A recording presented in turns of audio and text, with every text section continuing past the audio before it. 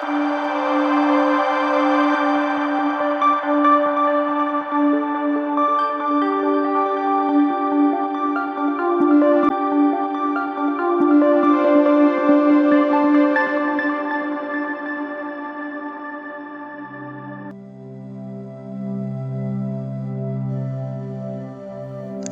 നോമ്പ് 26-ാം ദിവസം.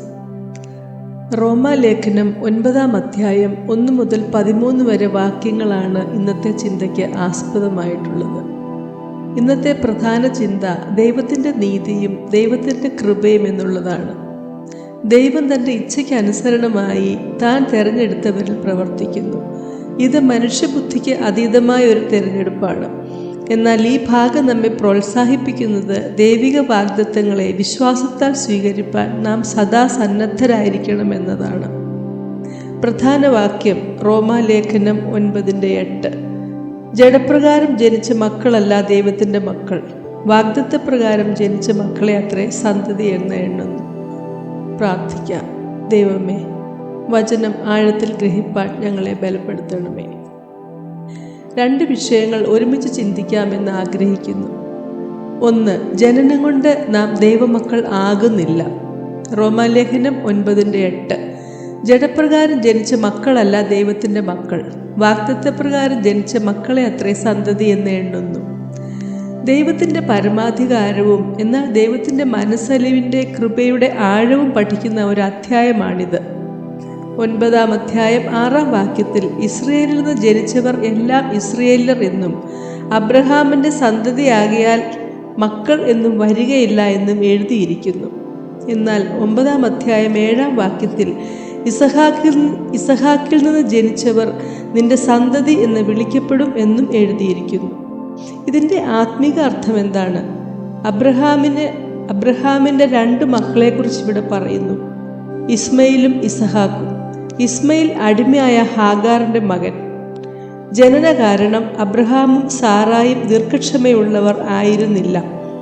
ദൈവം ആകാശത്തിലെ നക്ഷത്രങ്ങളെ പോലെ മക്കളെ നൽകുമെന്ന് വാഗ്ദത്തം ചെയ്തത് വിശ്വസിക്കാതെ മക്കളെ ലഭിക്കാനായി ദൈവഹിതം മറന്ന് സ്വന്തം ഹിതം തിരഞ്ഞെടുത്തതാണ് ഇസ്മയിലിൻ്റെ ജനനത്തിന് കാരണമായി തീർന്നത്. എന്നാൽ ഇസഹാക്കിൻ്റെ ജനനമോ അബ്രഹാമിൻ്റെയും സാറയുടെയും വാർദ്ധക്യത്തിൽ ദൈവിക വാഗ്ദത്തത്തിൽ അവർ വിശ്വസിച്ചു. ദീർഘക്ഷമയോടെ ഇരുന്ന് ലഭിച്ച പൈതലാണ് ഇസഹാക്ക്. ജനിച്ചു എന്നതിനാൽ ദൈവിക പൈതലാകുന്നില്ല. വാഗ്ദത്തത്തിൽ വിശ്വസിച്ച് വാർദ്ധക്യകാലത്തും തങ്ങൾക്ക് പൈതലിനെ ലഭിക്കും എന്ന് വിശ്വസിച്ചതിൻ്റെ ഫലമായി അബ്രഹാമിനും സാറായ്ക്കും ലഭിച്ചതാണ് ഇസഹാക്ക്.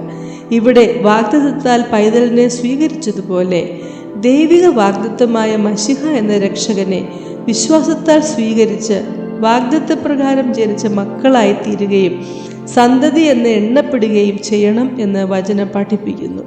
അങ്ങനെ ജനിക്കുക എന്നതും വീണ്ടും ജനിക്കുക എന്നതും വ്യത്യാസപ്പെട്ടിരിക്കുന്നു. നമ്മുടെ ജീവിതത്തിൽ വാഗ്ദത്ത സന്തതികളായി ബോധ്യത്തോടെ ജീവിപ്പാൻ ദൈവമേ ശക്തീകരിക്കണമേ എന്ന് നമുക്ക് പ്രാർത്ഥിക്കാം. യോഹന്നാൻ 1:13 അവനെ കൈക്കൊണ്ട് അവൻ്റെ നാമത്തിൽ വിശ്വസിക്കുന്ന ഏവർക്കും ദൈവമക്കളാകുവാൻ അവൻ അധികാരം കൊടുത്തു എന്നോർക്കുവാൻ സഹായിക്കണമേ നമുക്ക് പ്രാർത്ഥിക്കാം. 2-മതായി ദൈവത്തിൻ്റെ ആധികാരികത. റോമാലേഖനം 9:11 കുട്ടികൾ ജനിക്കുകയോ ഗുണമാകട്ടെ ദോഷമാകട്ടെ ഒന്നും പ്രവർത്തിക്കുകയോ ചെയ്യും മുമ്പേ തെരഞ്ഞെടുപ്പിൻ പ്രകാരമുള്ള ദൈവിക നിർണയം പ്രവൃത്തി നിമിത്തമല്ല വിളിച്ചവൻ്റെ ഇഷ്ടനിമിത്തം വരേണ്ടതിന് മൂത്തവൻ ഇളയവനെ സേവിക്കും എന്ന് അരുളി ചെയ്തു. പഴയ നിയമപ്രകാരം മൂത്ത മകനാണ് അധികാരങ്ങൾ കൂടുതലുള്ളത്. എന്നാൽ ഇവിടെ ഇളയ മകനെ വിളിച്ചവൻ്റെ ഇഷ്ടം നിമിത്തം ഇളയ മകനെ സ്നേഹിക്കുന്ന ഒരു ദൈവത്തെ നാം കാണുന്നു.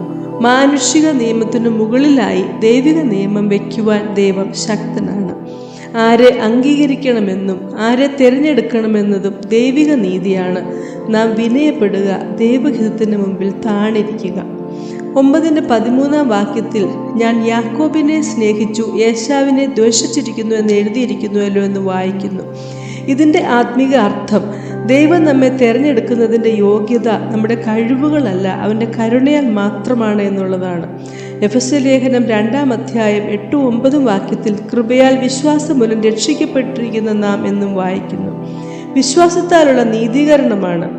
നാം ചെയ്യേണ്ടത് വിശ്വസിക്കുക. നീതീകരിക്കുന്നവനും തിരഞ്ഞെടുക്കുന്നവനും അംഗീകരിക്കുന്നവനും നമ്മുടെ ദൈവമാണ്. ദൈവവചനത്താൽ ദൈവത്തിൻ്റെ നീതിയും കൃപയും വ്യക്തമായി വെളിപ്പെടുത്തുന്നു. ദൈവം തൻ്റെ ഇഷ്ടാനുസരണം തിരഞ്ഞെടുത്തവരിൽ കൂടി തൻ്റെ ഉദ്ദേശം നിറവേറ്റിക്കൊണ്ടിരിക്കുന്നു. നമുക്ക് മനസ്സിലാക്കുവാൻ സാധിക്കാത്ത ദൈവിക വെളിപാടുകൾ ഉണ്ട് എന്ന് നമുക്ക് തിരിച്ചറിയാം. ദൈവത്തിൻ്റെ വാഗ്ദാനങ്ങളെ വിശ്വാസത്താൽ സ്വീകരിപ്പാൻ സഹായിക്കണമേ എന്ന് നമുക്ക് പ്രാർത്ഥിക്കാം.